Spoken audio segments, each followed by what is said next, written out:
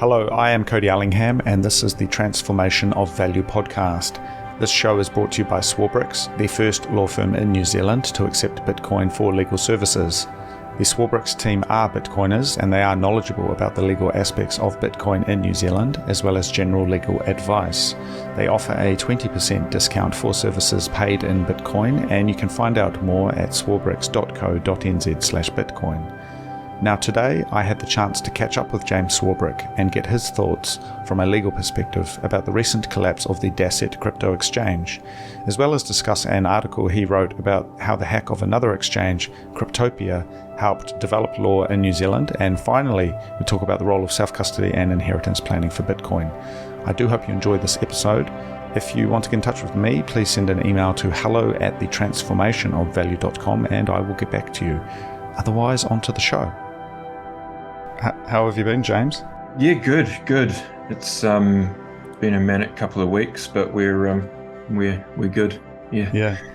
What, busy with cases or? Just general, mate. We're seeing a little bit of a revival in the property market and those sorts of things. And despite what you see hearing in the media, I think there's a lot more sort of activity in that area, and that's a fairly large portion of our business. So.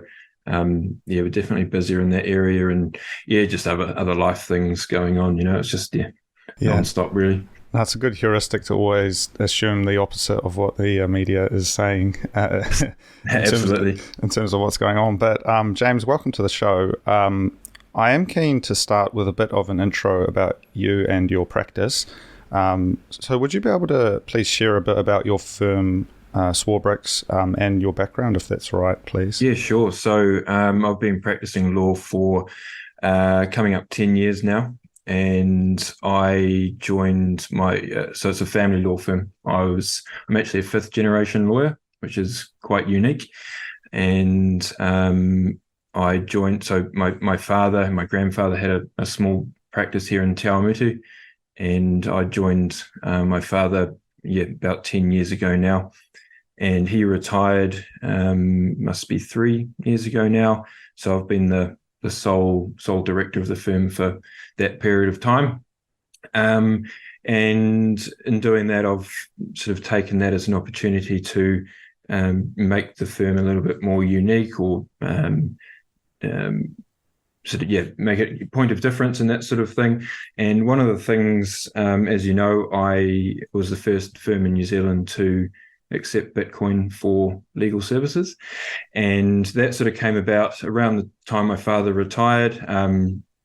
I decided that was around the 2021 bull market. Everyone was everyone was talking Bitcoin at that point in time. And I thought, now's the time to sort of push that and do something a little bit different. I've been in the Bitcoin space for about the same time as I've been a lawyer, really, 10 years ago, quote unquote. That's fairly early, but don't get me wrong, I didn't go and buy thousands of dollars back in 2014 or anything like that. So this is why I'm still a lawyer and not a retired Bitcoin millionaire in El Salvador or anything like that. So, in terms of the firm, we're a general practice. We do everything you would expect from a small town firm, which is mainly property, estates, trusts, all that sort of thing, but overlaying a Bitcoin lens onto that, and that's attracted some clients from different areas and that kind of thing.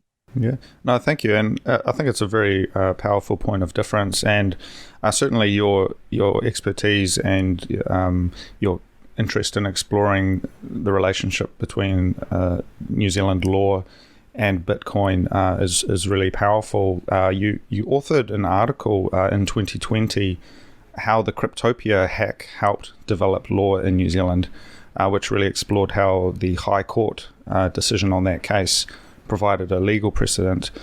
Maybe we can start there and sort of talk about what that case meant and sort of that article that you wrote exploring the decision.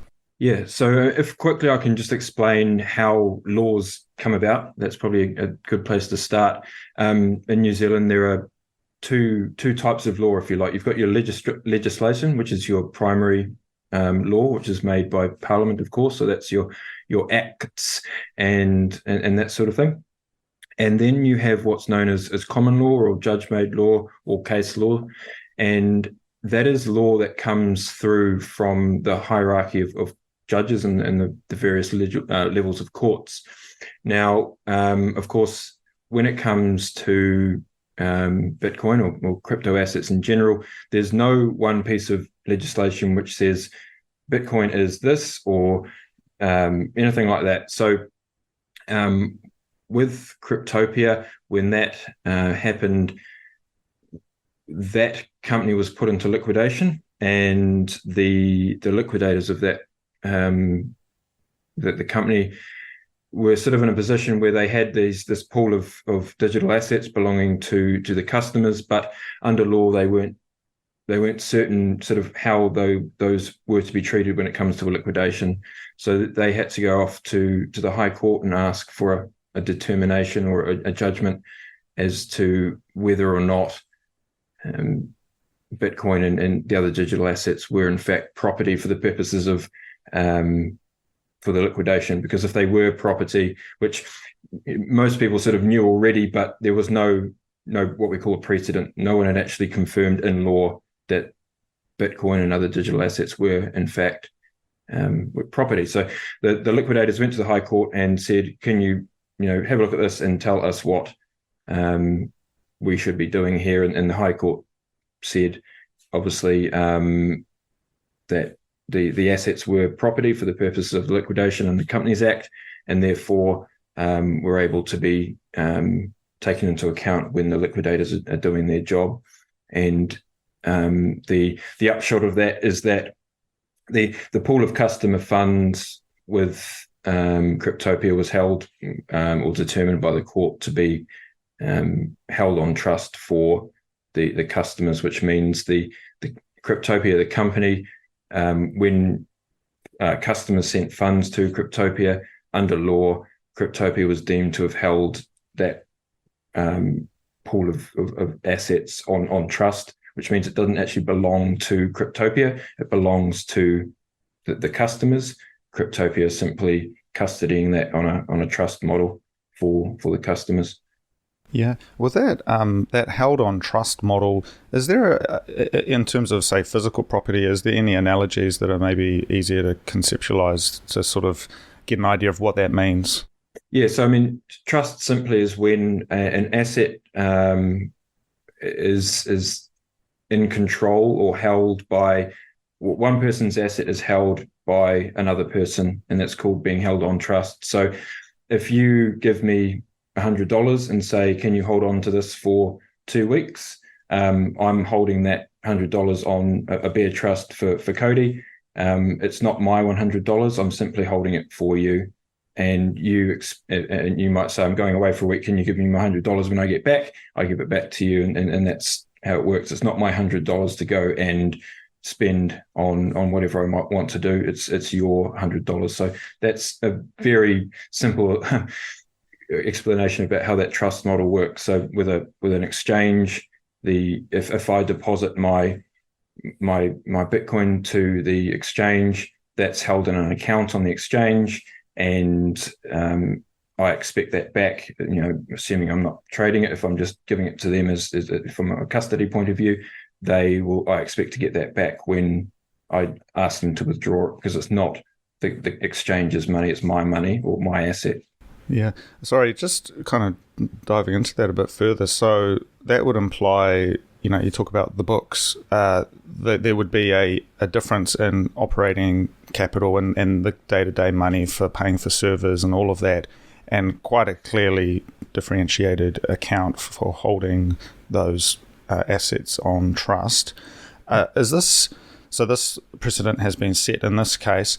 Is that an implicit arrangement, or does it require terms of service or some sort of agreement for that to become? And that's an important distinction, because there will be services in the crypto asset space where the users may or may not realize that the exchange or other entity is allowed to use that pool of funds. And an example of that would be BlockFi or some of the other quote unquote yield products that we saw turn to custard last year, or whenever it was. Now it's all a bit of a blur.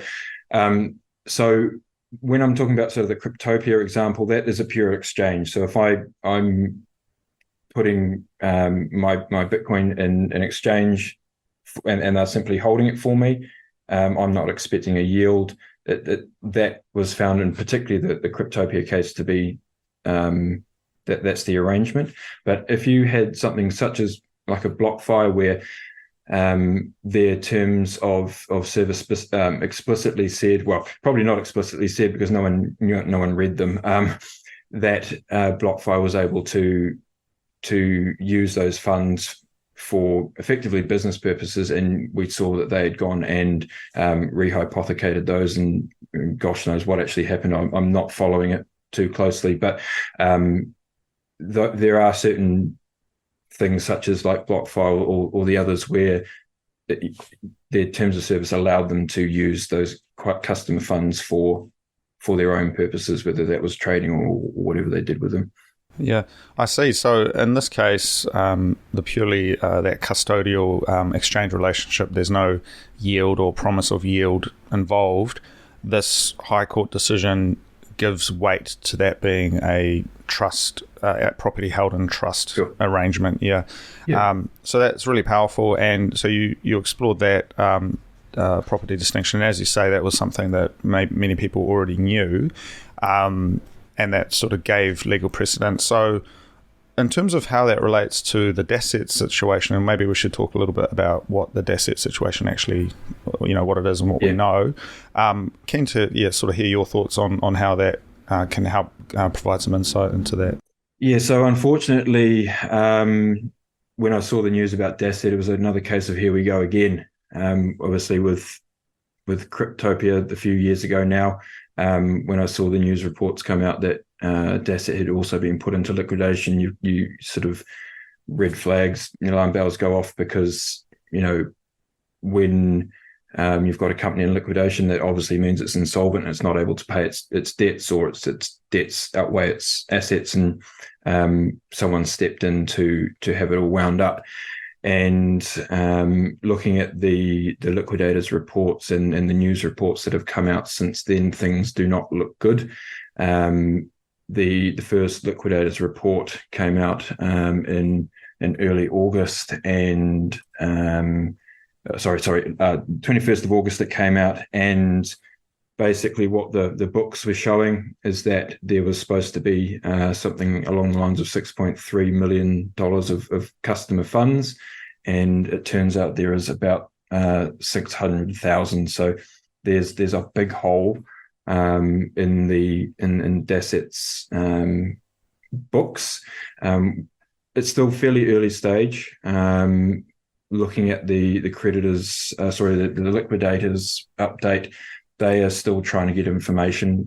It looks like Dasset held their custody was overseas with another exchange or custody provider. I'm not sure who that is, but there is the main thing to know is there is a big hole where there's supposed to be, say, $6 million of funds held for those customers.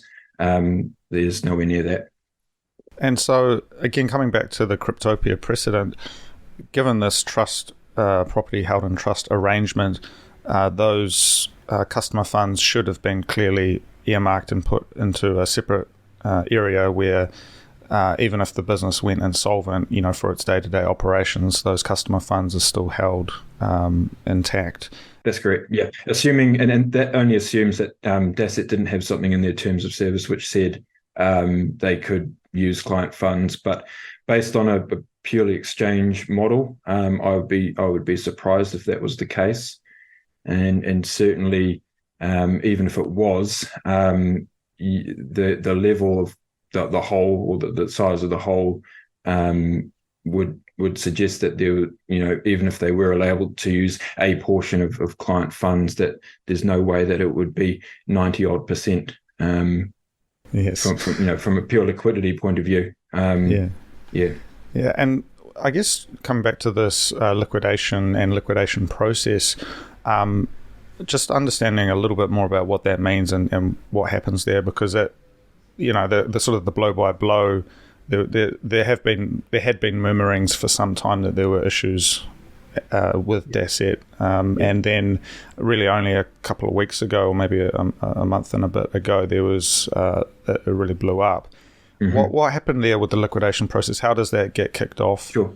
So the liquidation process is effectively a process where companies are wound up when they can no longer pay their debts or their as they fall due. So there's a concept called solvency. So if you run a business and you can meet your debts as they fall due, you're deemed solvent.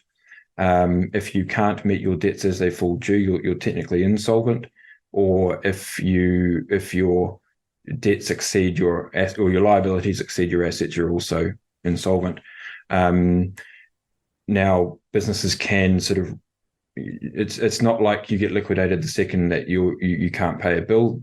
Businesses can run for a certain period of time if they expect to be able to come solvent in the very short term. But what usually happens is someone who's owed money by the company, that's called a creditor. A creditor, or usually the IRD or a creditor, will ask the company to pay its debt, and if the company can't pay its debt, then it's deemed insolvent, and they can ask the High Court to place the company into liquidation. And what that means is a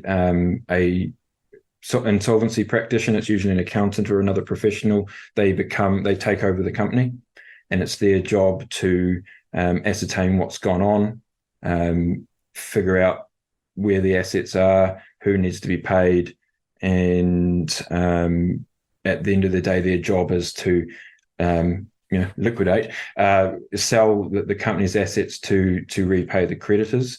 There's a hierarchy of creditors, one of which you've got preferential creditors, secured creditors, preferential creditors, and unsecured creditors.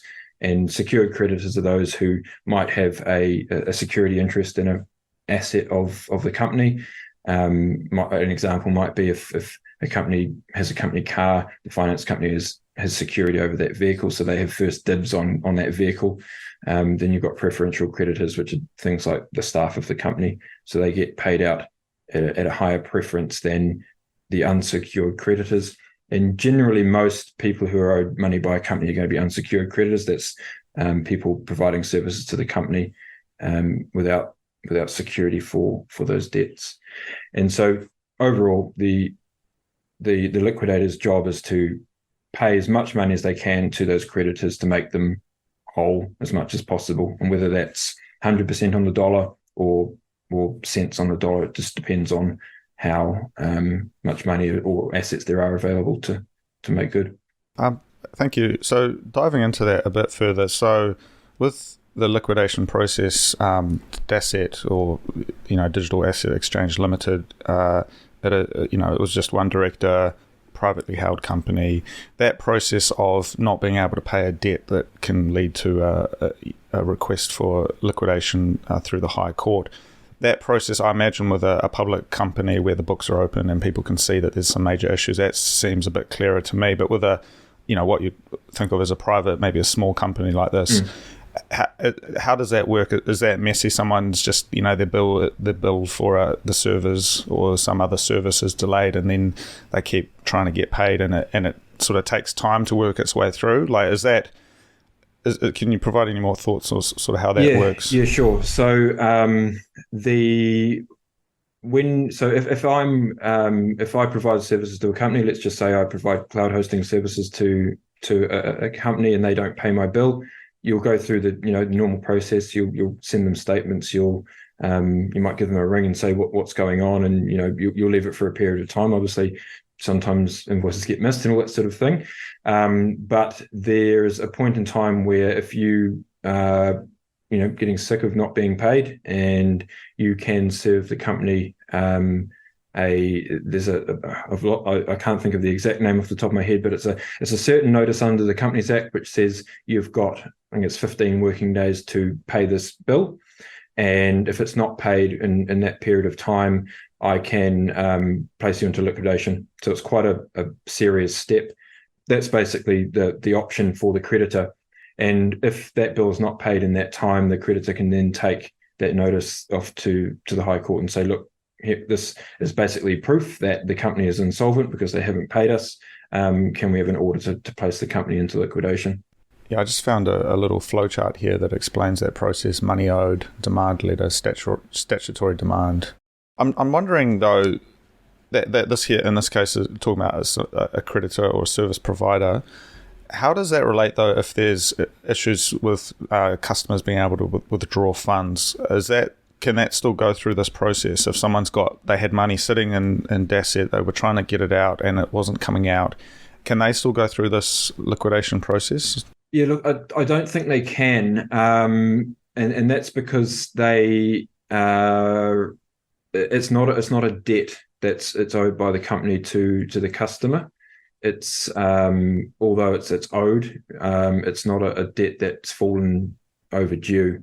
And so what I think we saw with Dasset was a number of complaints were made to the Financial Markets Authority, FMA. And from what I've seen in the media, it looks like Dasset wasn't cooperating with those complaints. So that was usually the first port of call for the customers themselves. But I think there had been some reports of withdrawal difficulty for quite a number of months before the liquidation process. I think in Dasset's case, the liquidation was brought about by a creditor of the company. I believe it may have been their third-party ID verification provider. I think I saw somewhere. Yes. Okay. So that maybe there was a bit of a mix of different things going on, because I myself have heard apocryphal, reports from people who said they had been having issues, and it was kind of known that there were issues withdrawing from Dasset, many months ago. And then the formal liquidation process was kicked off by a service provider, in this case, maybe one of the digital services provided to Dasset. And then the FMA kind of were involved in there somehow as well? Or were the FMA the port of call for customer That's right. issues? Yeah. So the FMA is they run basically a complaints procedure where they can try and resolve things. They don't carry a huge amount of my understanding was that they made inquiries with Dasset, and Dasset didn't communicate with them, and they ended up. I think Dasset was actually removed as a registered entity under the FMA because of their failure to comply with the processes there. Interesting. So we've got an interesting situation here. The liquidation process is underway, and I mean, usually what sort of time frame do these things take to go through? It really depends on the state of the company. They can go on for literally years. I mean, Cryptopia is still going on, and it really depends on the amount of work that the liquidators have to do to get to the bottom of what's gone on. If you've got a small company that, let's just use an example of a building company that owes a bunch of, say, subcontractors some money, that's going to be a fairly simple job. It's the liquidators are going to go in, they might sell the assets of the building company, which is probably not a lot. You might have tools of the trade and some vehicles, and that can be wound up fairly quickly. But in a situation like this, particularly reading the liquidators' reports and the media reports, it certainly seems that Dasset's director has left for El Salvador. Oh, really? And looking at the latest update from the liquidator, he's no longer complying with requests for information, and he apparently is the only person with the information that the liquidators actually need. So my gut feeling is this is going to be quite a long process, and frankly, it doesn't look very good for the customers who have got funds there. It's far too early to sort of say what exactly has gone on, but as you'll see from the liquidators' first report, they've contacted the Serious Fraud Office to make them aware of what's gone on. So there is certainly it's implied that things are all not being done as they should, shall we say. Interesting. Yeah, no, I am reading, just got that New Zealand Herald article up here. It does mention El Salvador, but so there is actually discussion that the director, Stephen McAskill, has moved to El Salvador. Is that something that's come through the media, or? Yeah, there was an article in the Herald from, I think, Chris Keels, one of their business reporters. I saw an article this morning when I was just doing a bit of prep, saying that he's gone to El Salvador and is sort of no longer communicating with the director, the liquidators there. Yeah.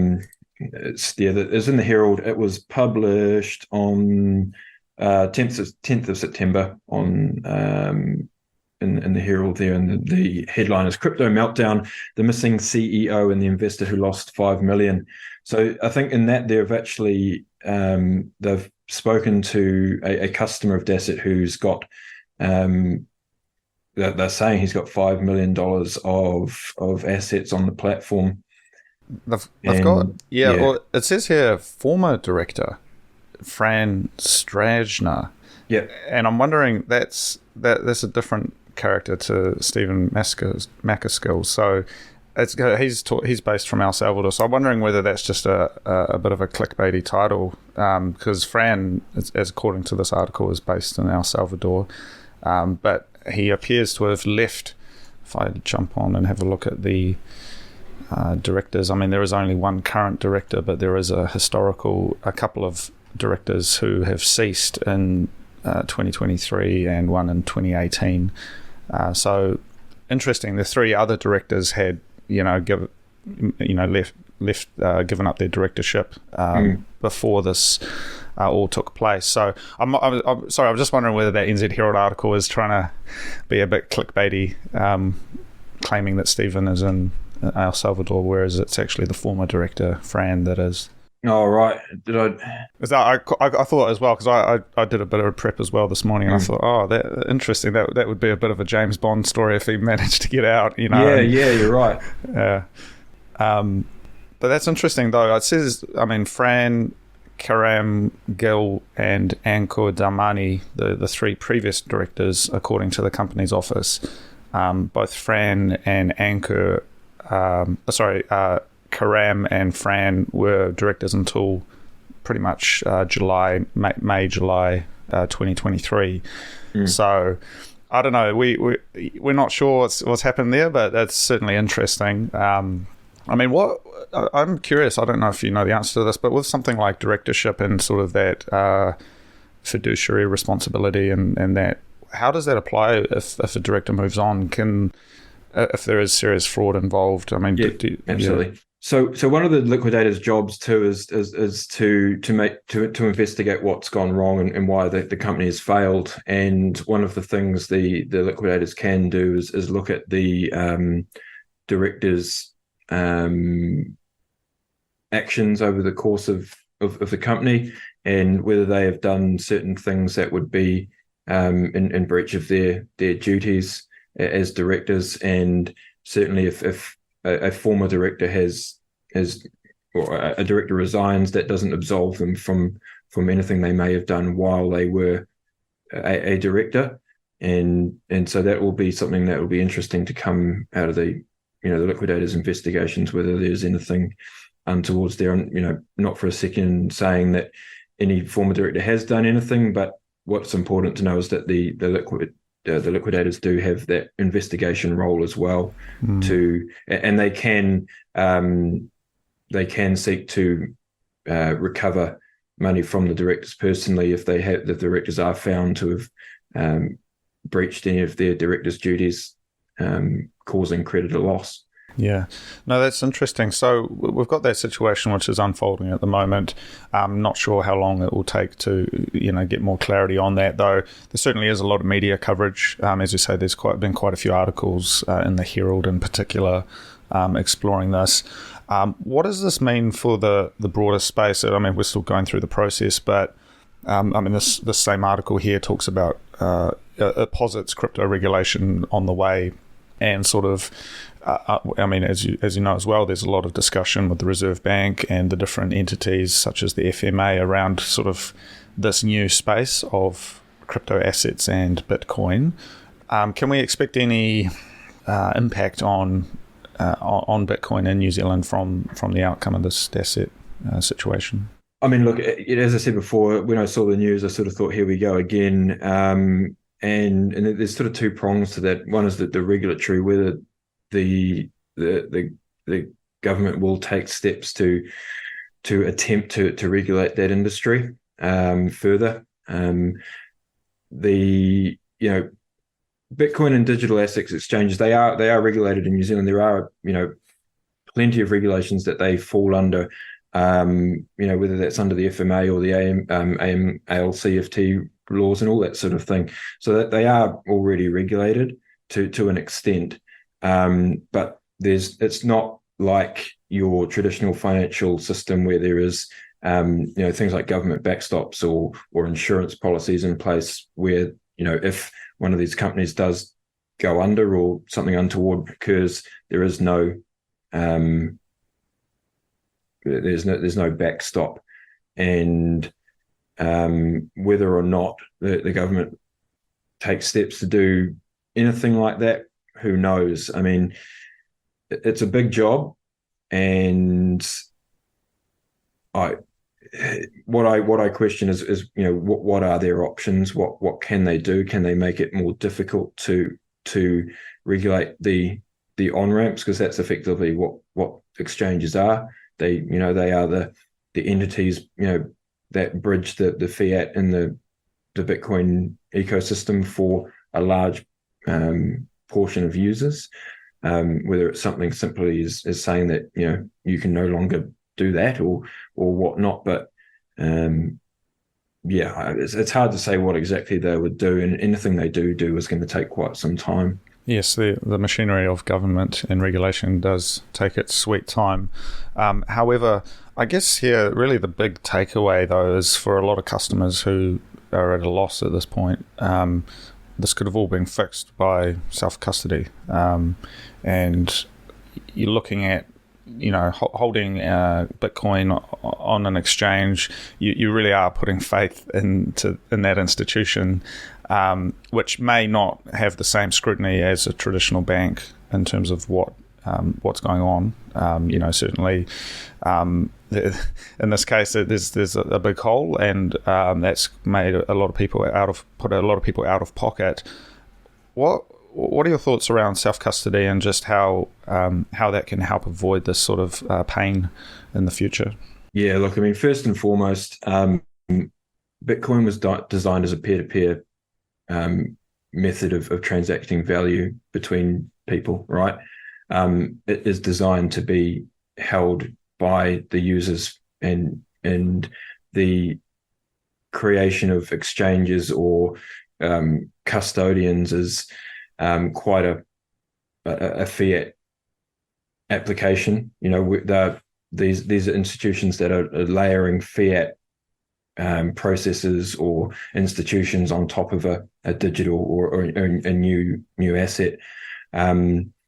My view is, and this is personal, not sort of any sort of legal view, but self-custody is the answer to all these problems.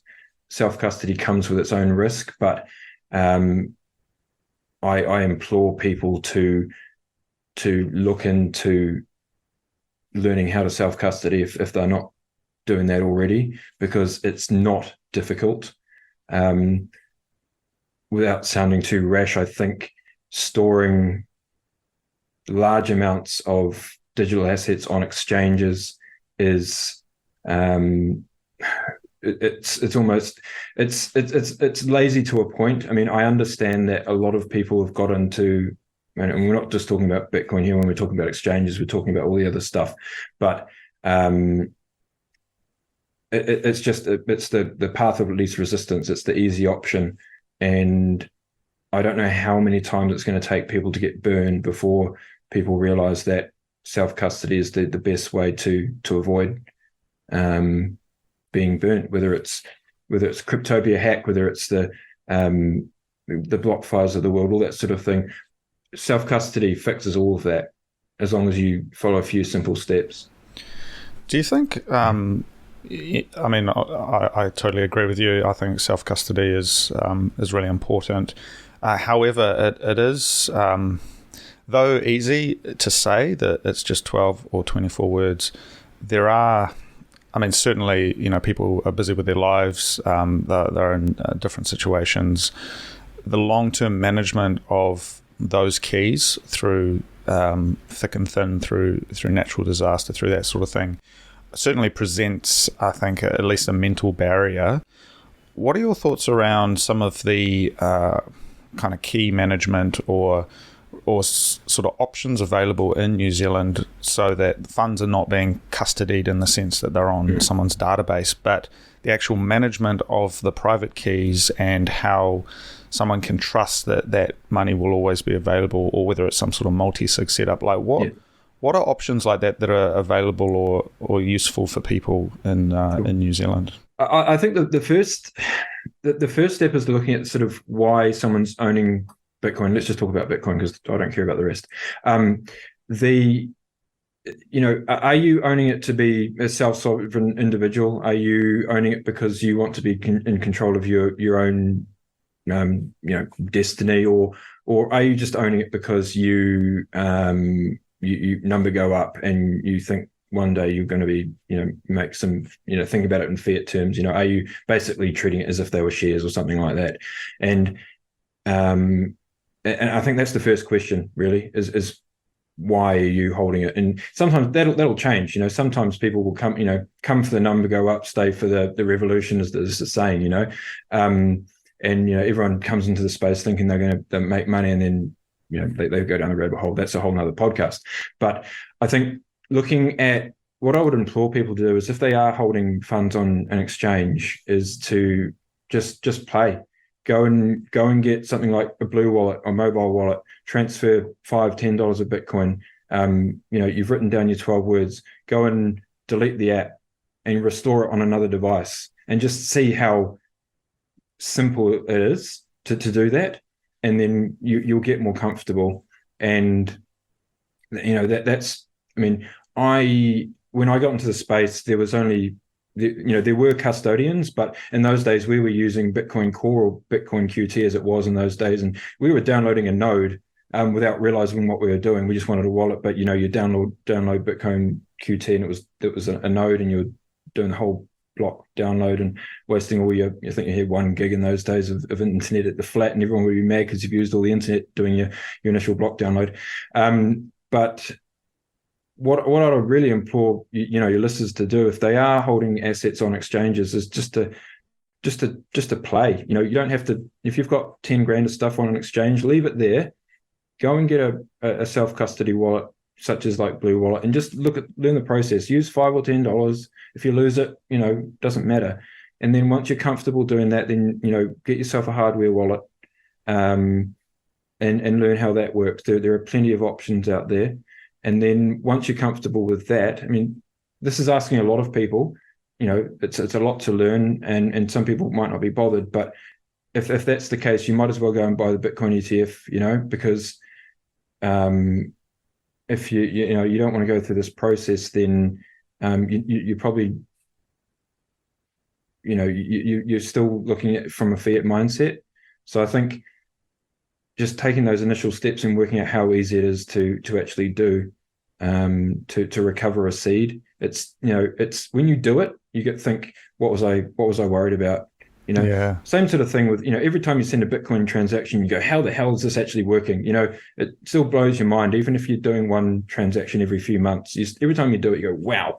And when you do a wallet recovery, that's another layer of wow, this is so crazy how this can all it just works. Yeah, it just works, and it works every time as long as you do the right steps and you've written down the right words. If you can follow a recipe, you can write down 12 words, right?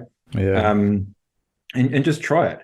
And then you go, crap, that was really easy. So then you go on, you get your hardware wallet set up, and then there are other options. And so looking at things like multi-sig is something I'm really interested from a point of view of long-term storage, which really will help with things like inheritance planning and all that kind of thing. But there are two ways to do that. You can engage someone like Unchained Capital in the States. If you are happy for an international organization to know your transaction history and your wallet balances, if you are sort of, you've got, then that's an option. But then there is, your own self-sovereign multi-sig setup. And again, that's not a crazy difficult thing to set up. There's an expense to it. If you're doing, three hardware wallets you don't need 3 hardware wallets, but that's one way to do it.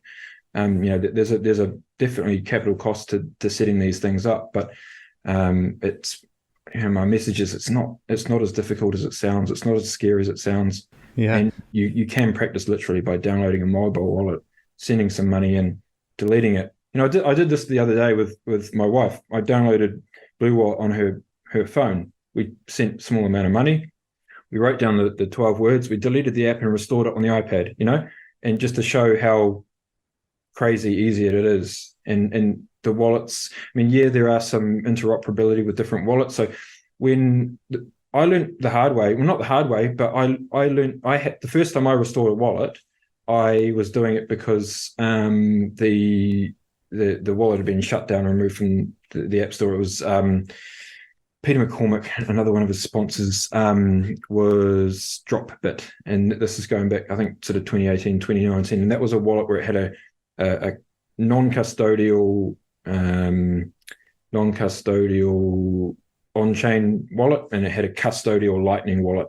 And the guy who was running that got in trouble for, I think it was money laundering or something like that. And suddenly the app stopped working, and anything on the Lightning side was lost because it was custodial. But because the on-chain side was self-custody, put the 12 words into another mobile app, and the funds reappeared. And that was like a real light bulb moment for me. But I had to do that under pressure, not knowing what I was doing, because I'd never practiced it before. Yeah. So yeah, what I'm just trying to say is it's really easy when you take the plunge. There's certainly a degree of financial literacy involved here, and in many ways we've sort of let a lot of that go, and we're abstracted away from that. Yes. So it is sort of taking responsibility, though.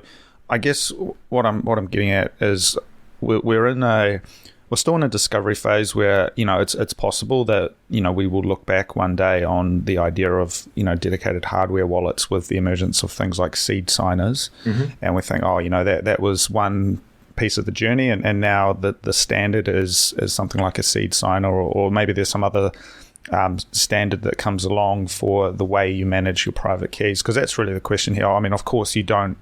If you've got your Bitcoin sitting on an exchange, just look at what's happened with Dasset. You've got people losing hundreds of thousands of dollars, millions of dollars in one case, I think. But now it comes down to best practice. And I think it's a lot better than the old days, but still the management of that, you've got your 12 or 24 words, but how do you approach that? Multi-sig is talked about a lot, but that is certainly a step up in terms of what you need to do, making sure you've got your pub keys for each of the multi-sig components and that sort of thing. Is that something that you provide advice on through your firm, or? It's certainly something I can discuss with people. The difficult thing with this is everyone's setup is so different, and everyone has different values. And as I said, when we started this portion was, why do you own the Bitcoin? Are you someone who has, has held Bitcoin for a long time and perhaps no one else knows about it, and you want to keep that, you don't want to be disclosing that to an Unchained or something like that, or anybody, you want to keep it that only, you and a few other people know about. But then there will be other people, usually someone like a high net worth individual who's obviously bought it and wants to hold it for the long term, but they're not so worried about the self-sovereign aspects of it. They just want to make sure it's safe, and that it can be accessed if and when they want to do something with it.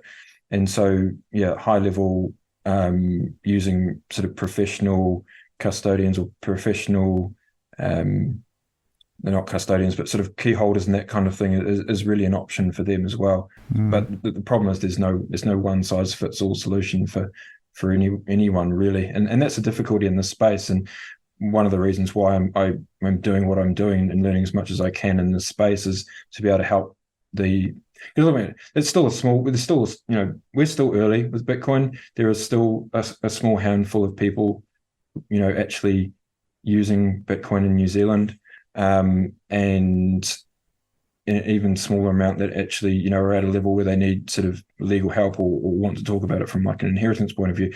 But,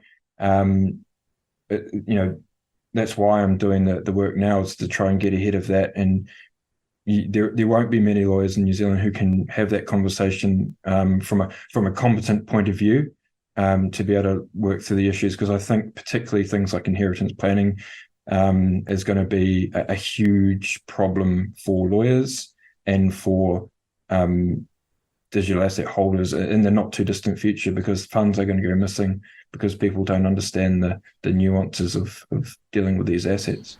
Yeah, and I think that's certainly something that's very powerful and important to start talking about now. And obviously your firm offers that as an area that you can provide advice on, because you're right. I mean, someone's got some Bitcoin hidden away. Maybe some of the family members don't really know about it. They don't fully understand what's happened there.